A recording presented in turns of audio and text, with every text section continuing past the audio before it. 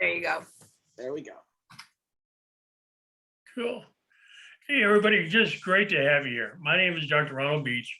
I'm associate faculty and lead faculty in the Forbes School of Business.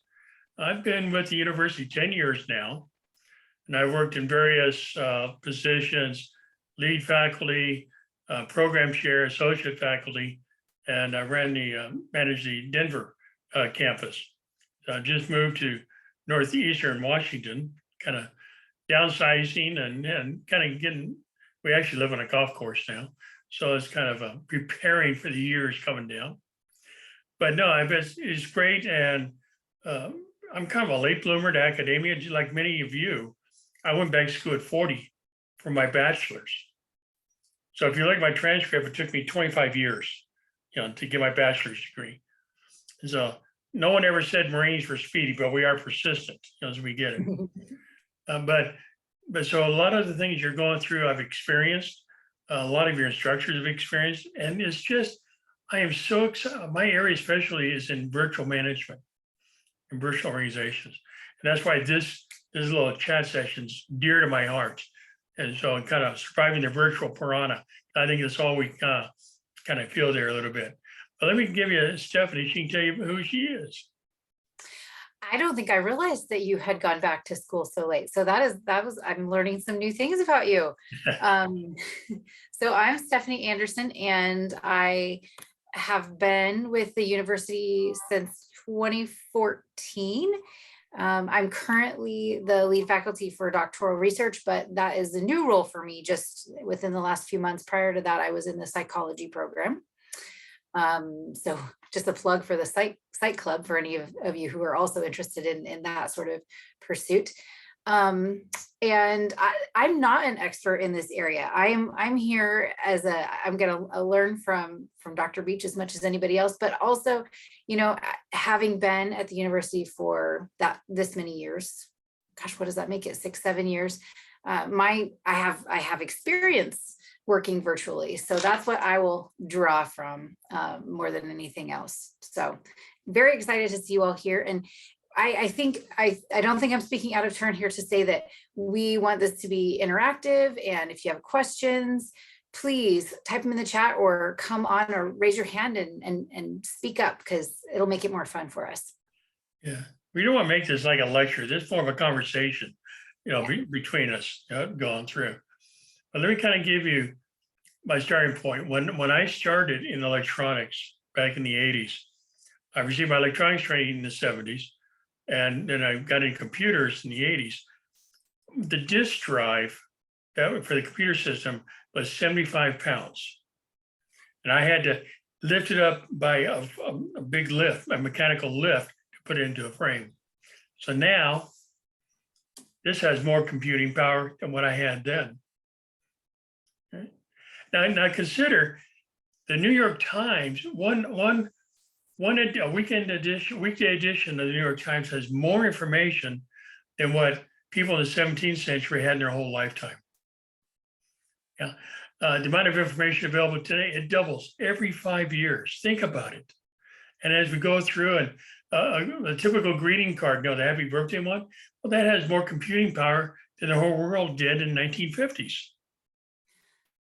Right? So the average watch, like my watch here, I don't even have a fancy one, but it has more computing power than what the world had in the 60s.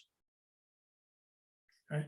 And so, the lunar lander, right? You have more power in your watch than what they had in the whole lunar lander. So the information, what you're having to contend with, is huge. Think about what you've had to handle, just even going to school. You have information available to you now. That's huge, right? It's almost really too much information overload. And so the challenge is how to refine it.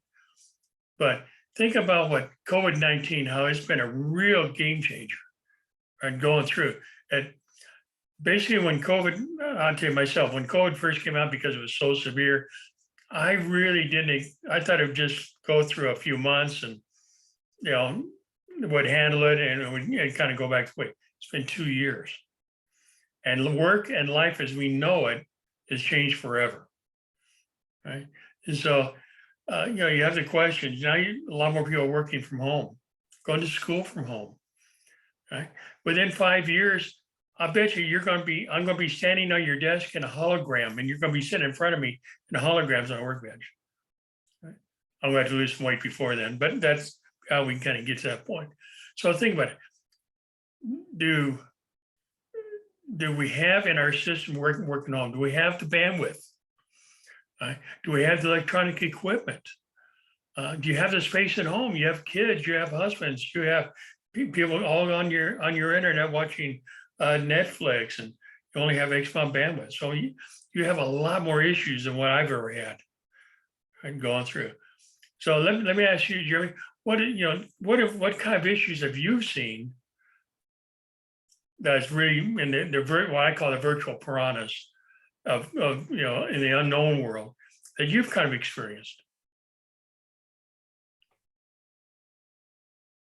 Did you ask me? Yeah. Oh, well, my first experience with working from home actually was roughly 10 years ago, long before COVID.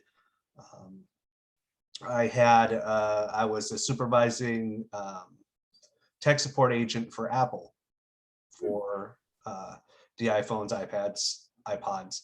And I had stepkids at the time that were just coming into teenage years. So it was difficult to set up a workspace and then deal with making sure that if my shift happened to be when the kids came home from school, that they weren't overly loud. It made it challenging to begin with. Then we kind of fell into a groove and was able to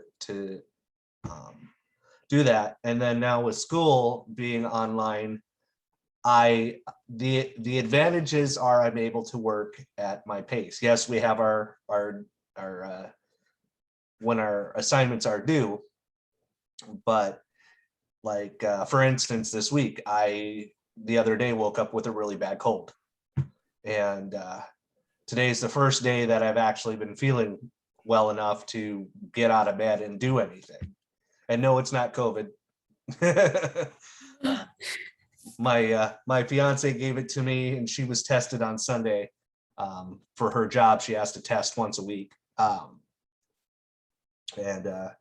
So it's just a cold. I'm already getting over it after 3 days, but with this, I didn't have to get up and go to class.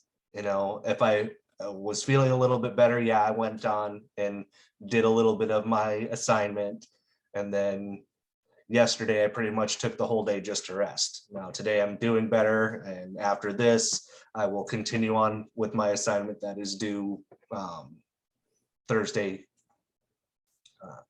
So the downside to this is until these now joining the honors group, it's rare for me to have a face-to-face with anybody. I've had a few professors in the past, that one professor specifically had a weekly office hour where you could go online and talk directly to her with questions, but and you're always free to email your professor, but having that one-on-one is the one thing that I think the online schooling is lacking. You don't have the one-on-one as often as you would like. So to make a short story long. No, I think it's a very good point. And we've gone a lot more to technology advancing. Look how easy it was to have a Zoom meeting. Right. So it's getting a lot easier. Not everybody has computer maybe a video on their computer, or maybe you're on a government computer where you can't download the programs, or you have some restrictions. And so now they're looking at, all right, can I do it on my cell phone? You know how many students actually do their whole coursework on their cell phone? I have no idea how they do it, but they're doing it. Right? And so the technology of how to keep up with it is phenomenal, but it creates a whole different kind of issues, as you were saying, you know. And so, think about a lot of the students are maybe in the part of the country where they don't have broadband, where they you can't apply for a job, they do it online. You can't look out to see what openings are available, or how to get to school, or even how to do schoolwork. Right? And so that's one thing about that new infrastructure bill that was just passed, getting ready to be signed. I was really excited to see the bandwidth portion of it going through. And so, and think about, now we have 5G, right? And you have cloud computing. Man, the stuff you guys are going to see is going to make the stuff I've experienced in my life. Remember, I was around when Sputnik first went up. Right? That is just going to be mind bending. Right? So we need people like you who are more comfortable with the changes that technology brings, right? And the challenges. I was going to say, I think it's really interesting too. My kiddos are little, so I've got a 6-year-old and a 10-year-old, and I've been working online for as long as they can remember. But, my daughter's entire life and everything that my son remembers is mommy's got to go to work, and mommy walks in the office and either shuts and locks the door or says, please don't play with scissors. And so it's setting them up. Their expectations for what work looks like and what it is are very different than what mine were growing up. I mean, this was new and unexpected and something that I had to adapt to, but they're going to demand that sort of flexibility. But I do think, Jeremy, you brought up a great point. And then Jason, you came on, and I'd love to hear what I suspect maybe you want to say something here. But the thing that you brought up that really stood out to me from the psychology background and social psychology in particular is how, the human interaction portion of this, and that, how I was so worried when I first went online that I would lose my ability to interact. And I'm sure it has changed. I'm not the crazy cat lady, but I'm definitely the crazy chicken lady. It does require some intentional steps to make those connections. So, I know in the psychology program, I know we sometimes have meetings that are just, and nobody wants another meeting, right? But we have fun meetings where it's just, hey, if you want to come, and this is like our water cooler time, and we get to make those informal connections, because otherwise we wouldn't have them. I've never met face-to-face most of the people that I work with, and it really does make a difference. So the few that I have met face-to-face that I've traveled with for some different conferences and things, I'm much closer to. It did make a difference in our relationship. So I do think it's important that we find ways to still continue to make those connections, whatever it takes. Jason, I'd love to hear what you had to say. I was just gonna say, for me, my company we've gone back to the office. So there is still an element of flexibility to it, where if you want to come in for a certain number of days and then work from home a certain number of days. But for me, it was something where I just feel like I'm more effective when I'm in the office. I've been with the company for 20 years. I feel like there's a structure to my day that I get when I wake up in the morning, go to work, go to lunch, come back to the office, and then leave for the day. What I was finding when I was working remotely was that and you guys have all experienced it, the day just becomes the night, and you're just working, and there's that blur there. So I like the structure of being able to say, okay, I'm done for the day, I'm leaving, I'm going home, and work is done. Although with our phones, it's never really done. We're still responding to emails, but at least I'm not, behind the computer for 12 to 14 hours a day. Mm-hmm. Hey, Bill, I see here. Yeah, I gotta give a plug to this Hudson and McLean Life Launch book. And when you're both presenting and talking and leading this conversation, the thing that I like is, nothing's a finite line, and there's always triggers and change triggers, and technology is the number one driver of change.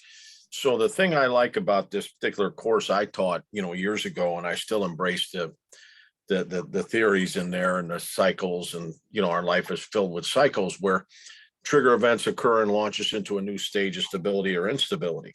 And and the one theme in the book that I just embrace is you have to continue to be adaptive. You have to continue to make those adjustments, because as you said, and you look back in historic timeline, oh my goodness, the changes just keep coming. And now we find ourselves remote, and now we find ourselves using technology tools. We find ourselves using, different mediums to communicate, but we just have to continue to make those adjustments and keep fine tuning. And then another trigger will happen. It'll be something else. So it is a cycle, and I love the topic. And Stephanie, I certainly have enjoyed, working with you on some of the projects we've been on, with society in general and psychology, social psychology and that. So, but I just see, I think your theme is right on. I mean, and Ron, I've got pinned up the things you've given me from the Marine Corps here up on my board.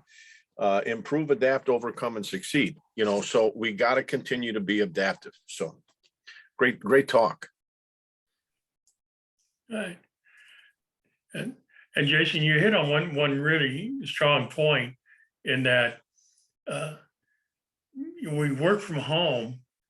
Well, when we go to the office, we know at 5 o'clock we walk out the door, and we go home, we spend time with family. When you're working remotely, people always have, there's some misnomers. People think that working from home, you're not as productive. Right? Well, actually, all the studies in Europe and the United States have proven just the opposite. We're more productive. But now it causes a different problem. We, as a worker from home, we don't think we're as productive. So what do? Like what you said, we work longer hours. We don't know how to turn it off. So it's a different kind of stress system going on. Now, how's a manager going to keep an eye on so many little things going on in our virtual world, virtual department, before they become big issues? And how do you work? Some companies have, keystroke managers where they track exactly what you're writing and when and online. Some companies are more of a culture of more end result based. You have projects, you have times going through.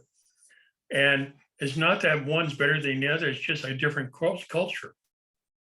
And the challenge right now, when we have so many people starting, kind of quitting their jobs and looking for new careers, are going to have to reinvent themselves to say, what is the type of place I feel comfortable with?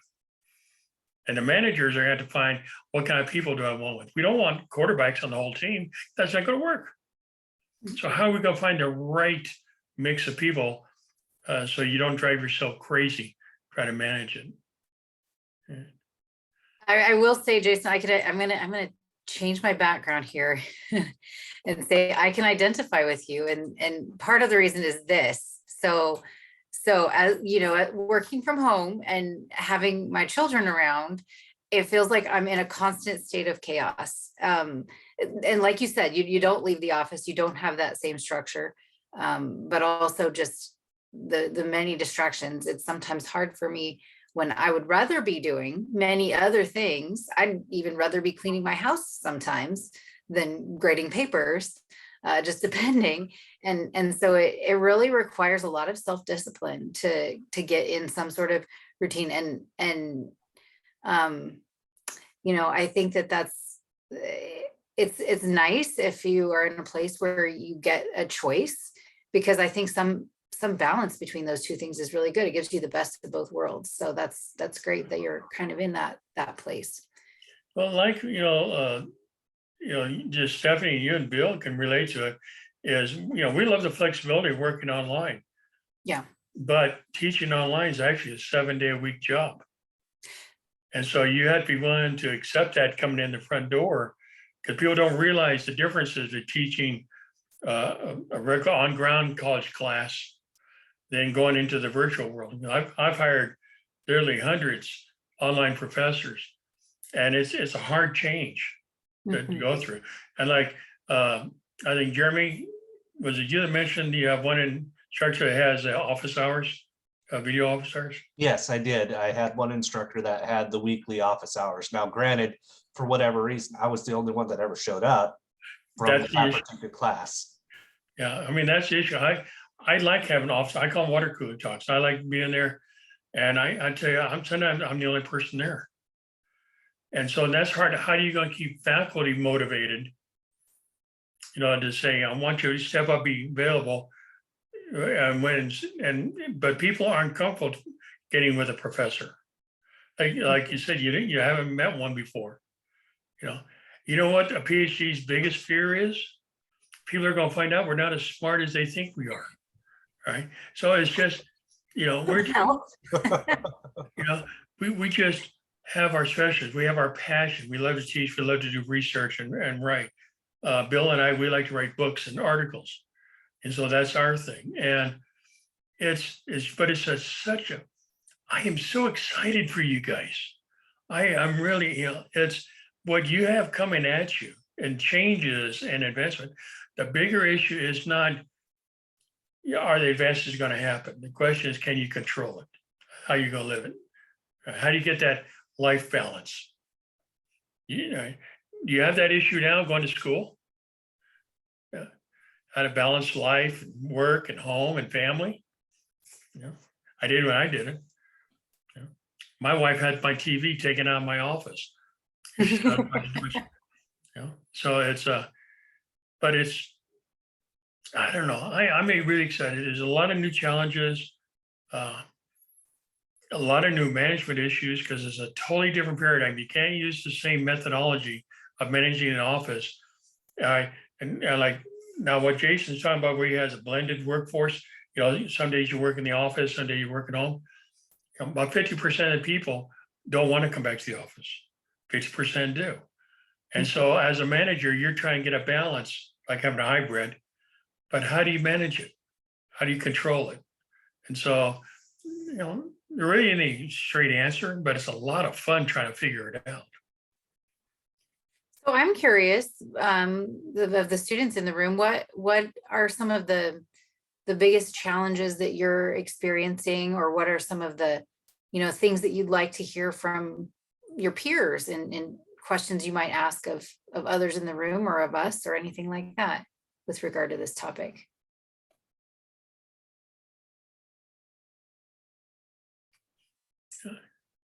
Kimberly and Valerie's awfully quiet. You are.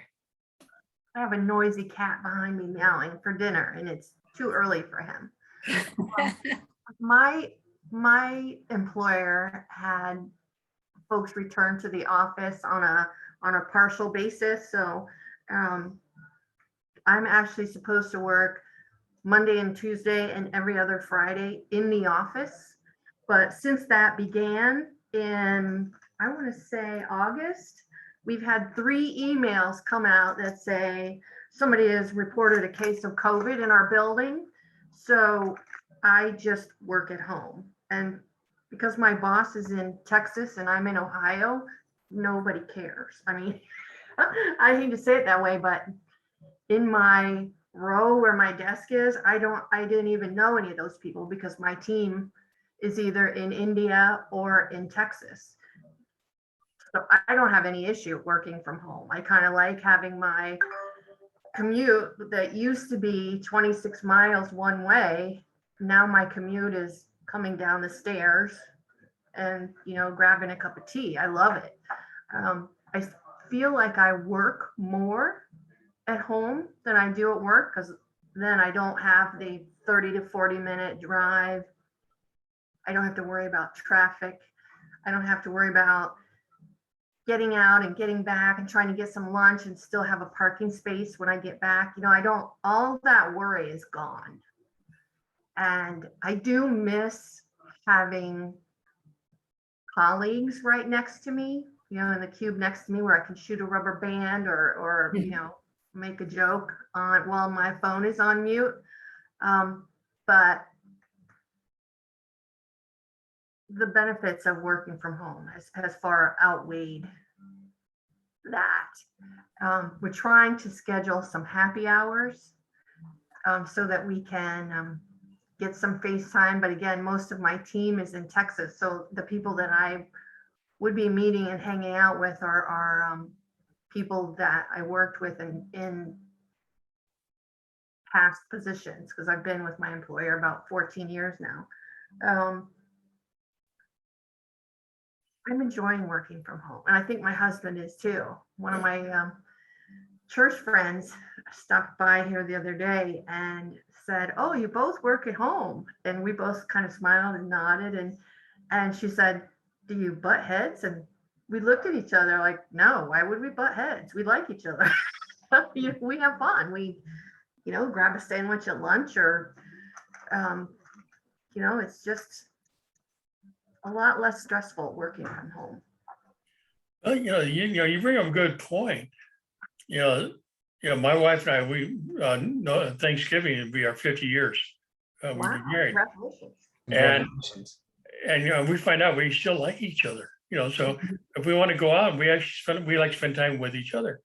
But I know other couples that is kind of a little different. They need that space. They need that little flexibility. How about you, Valerie? What do you think?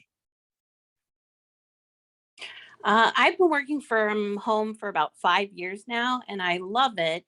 With the caveat, since the pandemic, I find that all of my activities throughout the day just blend one into the other, and like someone else was saying, it suddenly transitions from day to night. And also, I can't say no to overtime. I'm always doing overtime because I figure I'm already here, and I know I need to find some boundaries with that, but that part has been really, really tough to say no because I don't have to go anywhere.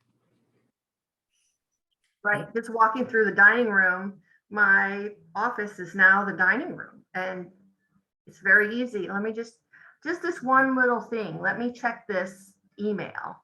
And then that one little thing turns into something else really quick, and just this one other thing. And then it turns out 3 hours later and it's 9 o'clock and I didn't even realize. That does happen. One of the things I'd like to bring up that I didn't is at the time I was working from home 10 years ago, I was living in Las Vegas. Now, the office that I originally worked for before I was promoted and did the home job was 10 miles away. It took an hour and a half to actually drive there because Las Vegas traffic. So one of the advantages that I found working from home is you saved a lot of money. You weren't spending money on gas. You weren't spending money on lunch. You just, you had groceries at home, you ate at home. I mean, you didn't have to bake a lunch. You didn't have to buy coffee on the way. You didn't have to buy a lunch if you forgot yours or ran out of time. I think, what did I figure at the time? It saved me almost $120 a month by not having to go into the office. Yeah. I'm impressed by that. I've got to tell you, my phone for the past, I don't know, probably the entire time I've been working from home, thinks that I work at Sonic because I drive to Sonic in the morning about the same time every day. It was something I was used to doing when I was working at a physical campus. And it's just something that I like to do. My day doesn't feel like it starts until I go somewhere. And so I go somewhere and then I come home and start working. And so I may spend more money because I do a little bit more online shopping than I probably ought to. But the time saved and the ability to use my time differently is really nice. So that's a great point, Jeremy. Amazon loves me. Oh gosh, there. Well, you got to see people, right? How else do you get them to come visit, right? Oh, but think about the technology. I'm in a little town of 2,700 people, and the closest town south of us is Spokane. That's an hour away, and we don't even have really any restaurants to speak of. So if you want to go out for dinner, I mean, you really have to go into town. And we're an hour from the Canadian border. So if my wife's Canadian, so if she wants to jump across the border, she still has to do some traveling. But we only have one traffic light in town. So that shows how big we are. And we have one Aces and one Safeway. So all of our shopping has to be off of Amazon or online. Mm-hmm. Right. And so I kind of miss just walking through the store. Oh, like Best Buy? I'm addicted to Best Buy. Oh, what new technology? What new toys? Now I I have a 43-inch monitor right here, which accepts 4 computers. So because I cut my office down by half, we downsized. I used to have 5 computers going, 5 monitors, 3 computers, teleprompter, and all that going. And now I'm just being smarter. I'm going, how can I have more fun with technology? I can't keep up with it. My wife says I can't afford it. Well, I can't afford not to. All right. But it's fun. I'm having a great time with it. But I really am challenged, Jason, where you work, because you have a hybrid, workforce, and so I think Valerie's doing her part-time. Thing is, management wise, that's a whole different way of thinking. And that's what we should be teaching in school is how are you going to have to change your leadership method? The whole paradigm is going to change, right? Because COVID-19, that's not going away. And there might be a COVID 20, 21 or whatever, but it's changed now how the people who are resistant technology now are finding out, hey, this is cool. This is fun. I kind of like being able to just, maybe I can sleep in this morning, or I just have to ride a bus, go stand in line, get on the bus, drive into Denver, get off that, get on the shuttle, go into the building, Starbucks right there. They had the coffee waiting for me when I got off the bus. They saw me. And so it's a totally different, now the only person I bump into the wife in the hallway, that's the only traffic I run across. So, but it's a different, the issues of Zoomitis, when you have so many Zoom calls going through, I call it the Jimmy Carter. How you doing? And you're going, let's get this over with. When it changes how you're thinking about communications, working, and so it just makes it challenging. I'm curious about, so you're the mention of, being smarter about your workspace, because I think that is something that I don't know that I've ever been really intentional about structuring the place where I'm at. It's sort of like, this is, when I first started, that's what I was doing. And it's just been the same thing since. So I'm curious about your tips, Ron, but also anyone else's for making a workspace that is effective and functional and promotes, well-being in many different ways. I'd love to hear what you guys do. So for me, I'm not working from home, obviously, but I'm, school from home. I have a fiance that I live with, and we have 2 cats. When she is home, the cats are noisy. And we have one cat that has this, I don't know what happened to him, but he has the most obnoxious sounding meow. It's this high pitch, almost nails across the chalkboard to me effect. They're quiet when I'm home alone. So I've learned to do schoolwork when she's at work, for one. And on the off chance she is home and I have to do work, we've come to the agreement, if I'm sitting because the only room we have for me to set up my school area was in the corner of the living room.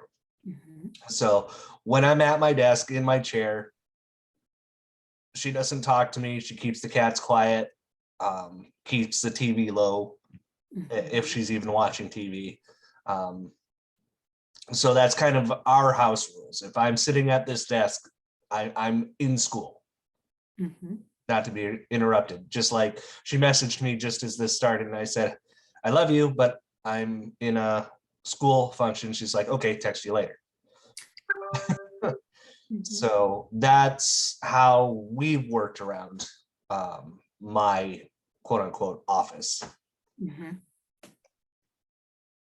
Jeremy, we usually just send little hearts and texts back and forth, my wife and I. So if she calls and she knows I'm in a meeting, I might get a few hearts on the text. So anyway, because we won't chat. But listen, the thing I'd be remiss if I didn't just bring this up. This is just about leadership. We're all leaders because we're actually we're managing our time. And in my past career, when I had a lot of sales folks and executives and stuff that I would coach, I'd always tell them 4 things, manage the trade, manage your sales, manage your people, and manage yourself. And I think that disciplined leadership is so important here, you know, as Ron said, you know, and Stephanie, to kind of understand your situation first and then organize yourself, you know, because everybody's situation might be a little different. You know, someone might need more technology because they're into more things. Some may have it this way because they know exactly what their task is.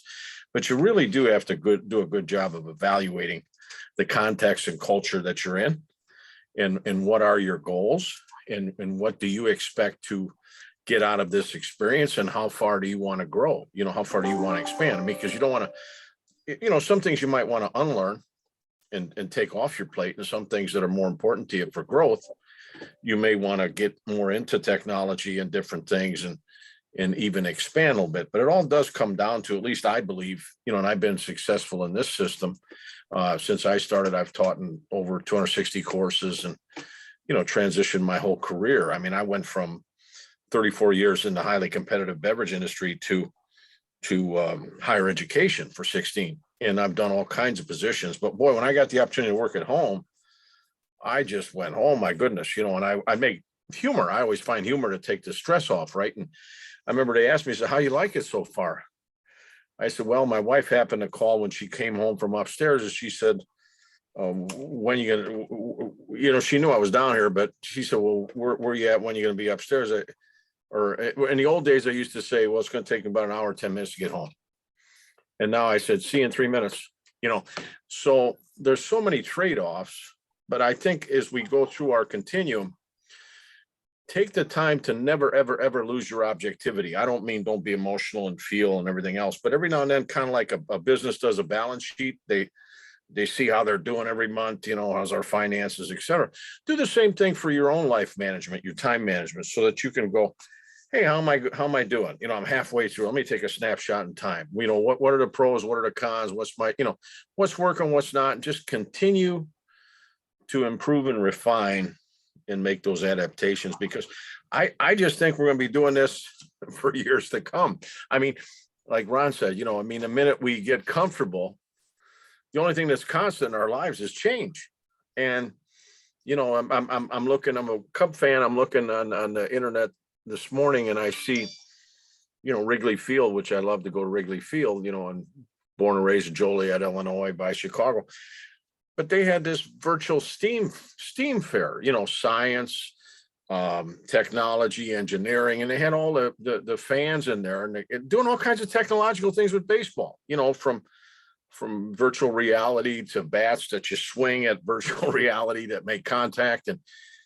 And I thought, someday I'll probably be dead and gone, but someday they may not have the players. You don't know. You might be going to the stadium to see a virtual game, but it's changing, no doubt. And, but this is a very interesting conversation. I really appreciate, Stephanie, you and Ron, you know, hosting this, because it's stimulating, very stimulating. How about you, Kimberly? I'm sorry, I'm dealing with a cat. Oh, I missed the question. oh, no, I just saw it kicking odds out you're trying to get in. Now, I have a 16-year-old Westie. All right. And as long as mom's in the house, he leaves me alone. Oh, All right, no, so- this one won't. My husband's on a call, so I'm up. No. I'm But- close to the kitchen. So Valerie, what kind of issues are you running across with this expansive working from home, going to school, balancing this homework, family work, professional career? No? Sorry, every time I wanted to press the mute button, it wouldn't go for me. Zoom is incredibly awkward for me, and that's all we use at work. And we have our weekly meetings together, and some of us do video, some of us can't do video. I still haven't gotten used to it. I mean, even in the most comfortable of environments, which this one is, it's awkward. And I don't know how to kind of get over that or get through that. It's just a bunch of series of adjustments. It's really all you can do, and it's here to stay. So I'm sure I'll get it figured out. But anybody have any tips for making Zoom less awkward? Yeah, don't use it. You know, but Zoom is okay. Now think about, there's so many different video platforms out there now. There's a new one called Blue Jean, which is very popular. And so there's a lot of different ones that, the thing is, you gotta find something that's comfortable for you, first of all. Second, you know, I used to have a thing on the university where I could see when came in, because I managed 120 faculty going through, and I could see who was online. Not saying, well, no, saying, you know, hello, good morning from, you know, Denver, you know, just how you doing. I made the mistake because you can also do video. So I'd hit it, and then and all of a sudden the video would prop up, and there's something, hi, say, hey, Stephanie, how you doing? And here's Stephanie on the other side with the hair and curlers and all this. And that was not a good call. I learned, don't do that again. Right? Because I missed an opportunity of making good contact, and I embarrassed the heck out of her. Right? And scared the heck out of me. So you just don't know what you're running into. But there's a lot of different platforms. So in fact, I'm doing research for another book and trying to put a list together. You know how we always use YouTube in the classrooms. I just put together a list of 25 video sources in the world that instructors can use. I'm sending that out to my instructors. You know, Google only searches 5% of the web. So there's so much information out there that we just, we can get into information overload. We're so easy. But I like talking to people. Bill and I talk several times a week. You know, maybe once we'll talk on video, you know, going through. Other times we just, call and talk by phone or whatever the case may be, you know. And so it's just how to find the right balance for you. But I agree, Zoom is good for Zoom really got its kickstart in the bird flu when it hit Asia. Remember, after that time, video was, that's when people started quit allowing business leaders or business managers to travel to Asia. That's what gave the kickstart to video conferencing that we have right now. I think I got a lot more comfortable with Zoom after my kids were home, when the pandemic first started, and I watched them on Zoom. And I realized there was nothing I could do that could be as awkward as a bunch of, I think at the time, third graders, maybe, and how what a disaster it was. And so then at that point, it was just kind of, it is what it is, and everybody kind of handles it their own way.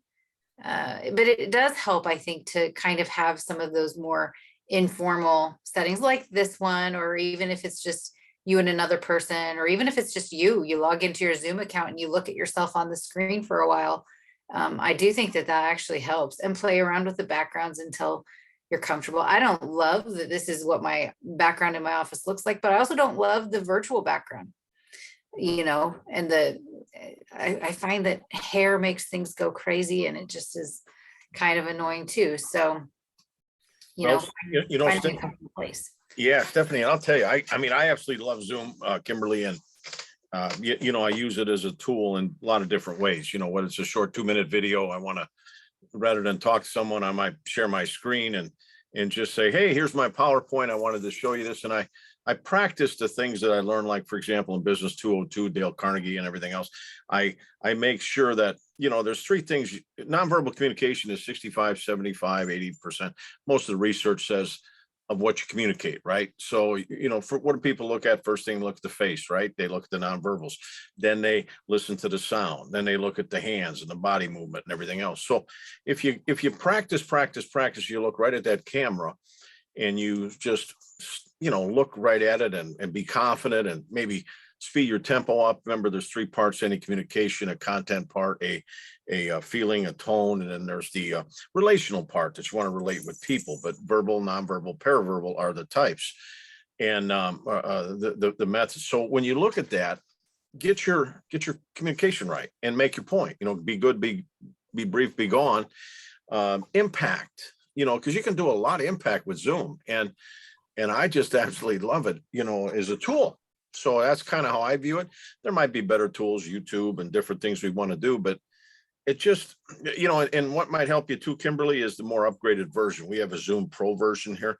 So if you see a lot of times, just for a little humor, I might open up and grab some favorable attention by saying, hey, it's a beautiful day at Wrigley Field today. I'm at the ballpark, and it looks like I'm sitting there with the background, or I'll put a business background up or whatever that is. But God, it gives you so many different ways. There you go. Look at- She's even got the, see, but that's the fun, when I just thought of my grandson, Stephanie, when I call him on the messenger, we'll be talking, we'll be having a nice conversation. All of a sudden he's in an alien suit and an alien's got him and help me, Grandpa. So what's Grandpa do? He does the same thing. So then we get two of us going backward. But technology is fun and it can be uplifting and motivating if you take the time to practice, and then figure out, okay, how do I want to use this? Yesterday I sent a video to Ron. I said, Ron, take a look at this. We've got a speaker coming and she's in another state. So we didn't have a chance to talk to her because she's working. And I said, hey, you're going to love this. Look at what we did in all our classrooms. We put your flyer up, Dr. Kyla. And I said, let me show you what the students see now. And I was like 60 seconds. And boy, does she appreciate that. But I made sure, again, my voice, my nonverbals, my screen was shared. And again, the content, the message transferred. It was more rich because they had a visual. So that's kind of how I use it, and make sure a lot of times when I mentor students, I'll see this sometimes, and it just happens, it's people, but they're not used to that. And sometimes I'll be mentoring and then I'll say, how are you doing? And I might get a view like this and they're not conscious of that. They might say, I'm doing pretty good, and what that really does sometimes, it doesn't allow for a real rich transfer of the message, so always kind of be top of mind on how do you want to communicate? What would you like to say? As Ron said, we're not here to surprise anybody or, catch me drinking a milkshake or something. You know what I mean? When it's appropriate and what to do, but just view it as a tool in today's world. So. Well, we should probably wrap up here pretty quickly. I see that we're coming to the end of our time. But I'll tell you the risk, we talk about, Bill, you're just talking about how you come across the video and everything else. How sometimes people don't realize you have to hit mute. I just had a live chat just the other night with a class, and one of the students had an argument with his wife about a drug deal. Oh, This is blowing everybody in the classroom. And boy, you talk about the comment chatter in the chat box going, and I couldn't get them muted fast enough. Mm-hmm.